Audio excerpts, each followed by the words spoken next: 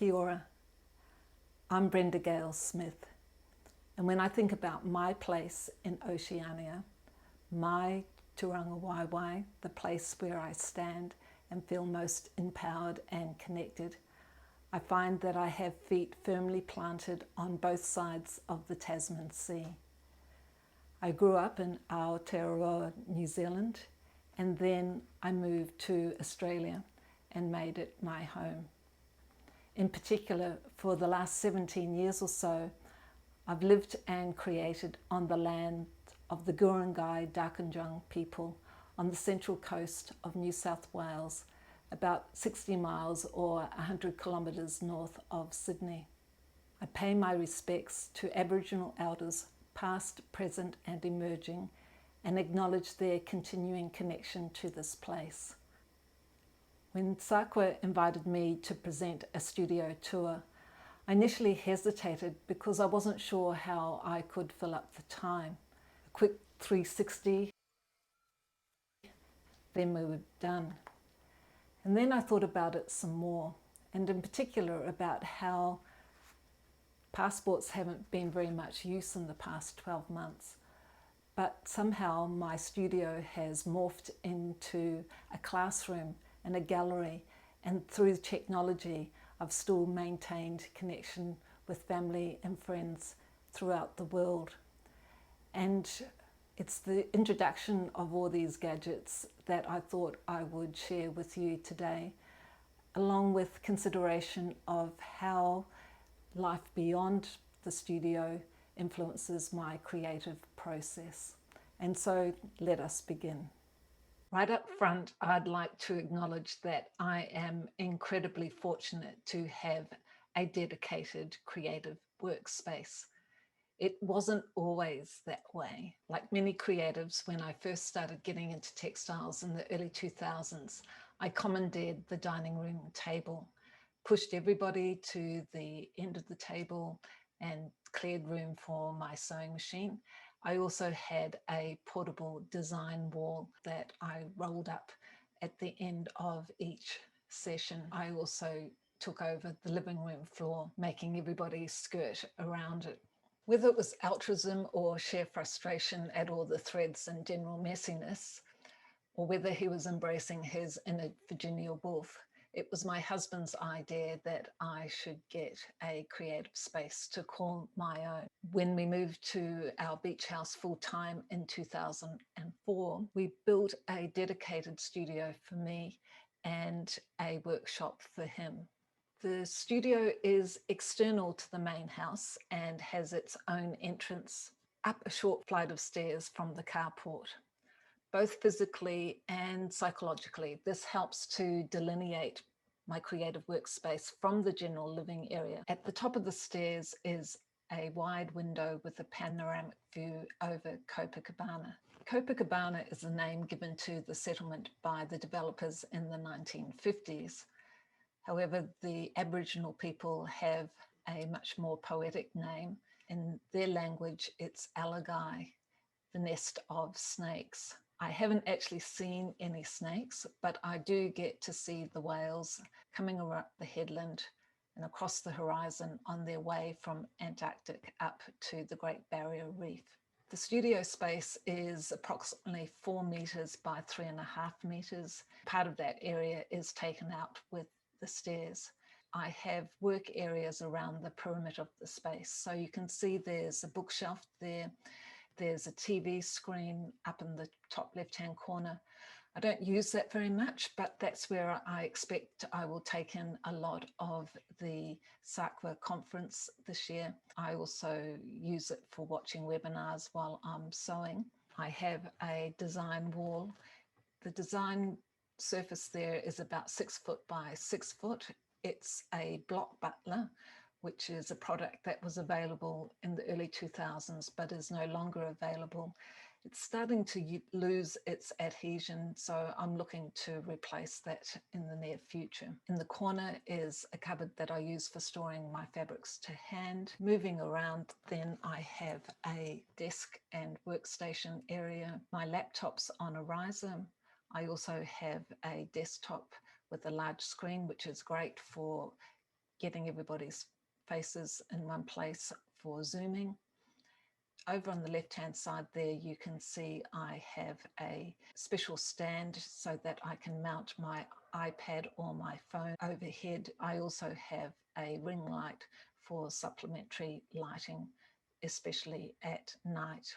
And while this is an area where I happily spend the bulk of my time, I do migrate to other areas of the house. I'm in my husband's workshop. I do my dyeing in batches. The leftover floor space in my studio is not very large. I still go back into the main house when it comes to basting time and for blocking my artwork.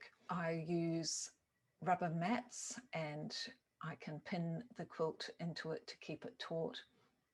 The wardrobe in the spare room is invariably taken up with packaging for various exhibitions that I'm curating or for storage of quilts for the World Quilt Competition. I do have a separate storage area. This is a picture of it in pristine condition. I dare not show a photograph now, but the explosion of pool noodles and suitcases and artwork and other materials on the dining room table here gives you an idea of the overflowing state of that storage room. A studio is not just a physical space, it's a state of mind. I only have to look out my window to be inspired by my surroundings. Recently, I set myself a personal challenge once a month to make a 12 by 12 inch artwork inspired by the view out my window. The height of summer, there's people on the beach and there are red and yellow flags for the lifesavers. And by the way, talking of poetic names, there you can see Tudabering, the northern headland of the beach and the rock platform. Tudabering in the native language means place where the waves pound like a beating heart. From this inspiration image, you can see my process. I've created a digital drawing, I've selected my fabrics, I've made a composition, and then for the final flourish, the transformative power of stitching to create all that wonderful texture. Sometimes there are large clumps of kelp that get caught in the surf, and that was the inspiration for month number 2. Glorious sunrises, especially around this time of year. Brooding storms. Wonderful sunsets. And then the play of currents across the bay, which my husband and I call whale trails or whale tracks.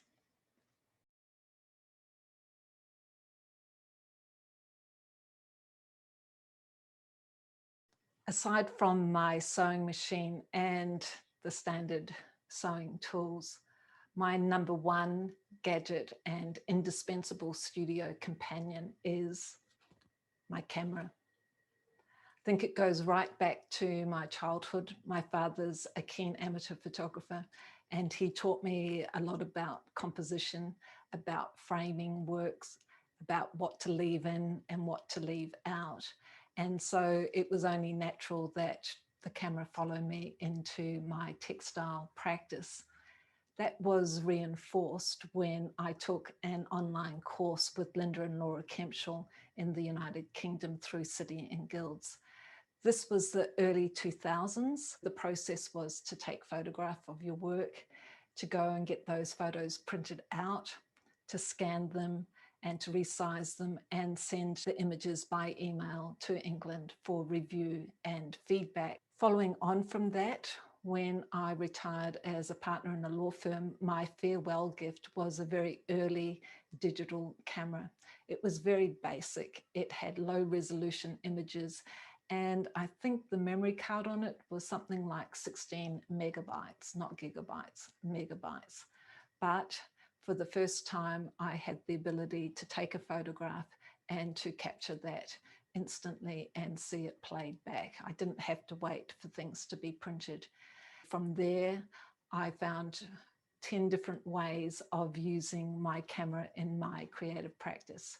Number one is obviously to take images and form an inspiration bank for referencing later on. Number two is to take photographs of my fabrics, to audition the fabrics, to make sure that they're working. And for that, number three is to convert the images into grayscale and just double check that the values are working in my designs. I use my camera to take photographs of different compositional options and to compare them and then choose the one to carry on with. When I first started quilting, I didn't have a permanent design wall, and so things were being set up and taken down on a regular basis. By taking a photograph of my design, that gave me a reference point for when I was starting again. From time to time, I also incorporate images into my actual compositions. But most of all, I use my camera to record my process and to share images on social media and to take permanent and high quality images of my artwork for exhibition and publication purposes. And for that, I always use my tripod.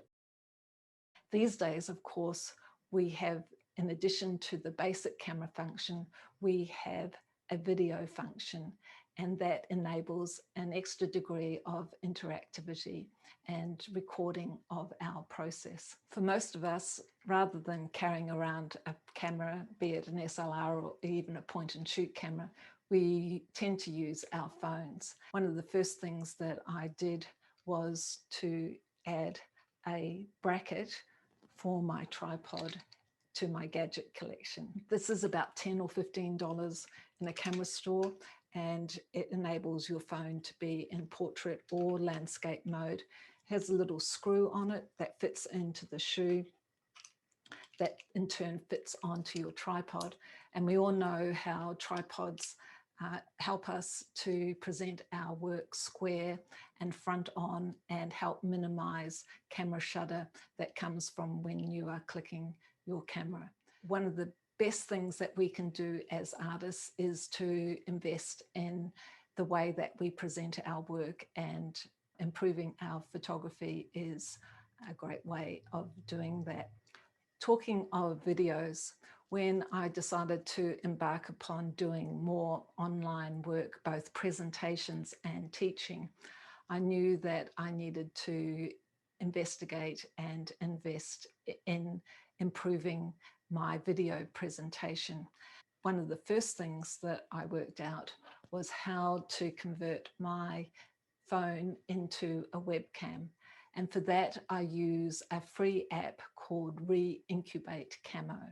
Now, that app is for iPhones, but there are equivalent apps available for Android devices.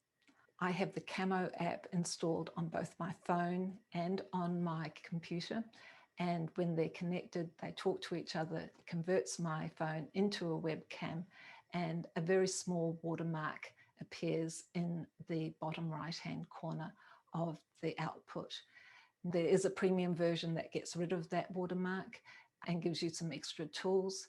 But so far, I've found that the free version is suitable for my needs. That's great. It shows my hands. I can also lift up my work to get closer to the camera. And you can see today that because it's getting late and the lighting's not so good, that it's helpful to have a ring light. It illuminates my space and also has the added advantage of really highlighting the texture in my work. Using the Camo app and my smartphone and the stand gave me an overhead view of my workstation for teaching purposes, but that still left me with the issue of a substandard camera on my computer. I'll just show you what I mean. In my studio, there's different light sources, and the camera just can't cope to give me a full view. In the height of Australian lockdown during the pandemic, I jumped online and, like millions of other people, went in search of a webcam. The one that I chose wasn't very expensive, but it was available, and it was an Angitube web streaming camera. It looks like this. I chose it partly because of the light ring. I thought that might assist with my presentations. In fact, the lighting is pretty ineffectual. I wouldn't buy it for that, but the feature that I do like is that it has a swivel head on it. So it fits on the back of the computer, but it can swivel that way, and it can also tilt up and down that way. And that enables it to get different kinds of angles that you can't get with a built-in webcam. And the picture quality is not too bad either. Using that camera, I can swivel it around. It's got a nice long cable on it, so I can move it around and focus on different areas. I was pretty happy with the webcam, and I still use it in my teaching, but these days my favorite webcam is the Logitech Brio that I found out about through the Global Quilt Connection Teachers Facebook page, where Nanette Zeller was singing its praises. Now you can see it doesn't have the same flexibility as the other webcam. It only goes up and down and tilts the head in that direction, but it has other features that bring it into its own. This is using the Logitech Brio. You can see the lighting's pretty good and the camera angle's pretty good, just under the default settings. But the camera comes with an app that enables you to further refine your settings. The camera settings app is available for both PCs and Macs, and you can see the default settings give you a 90-degree field of view, and the lighting is excellent. If you want a more expansive view, there's the option of going widescreen. What I find particularly helpful is the ability to zoom in on the subject so you can get close-ups.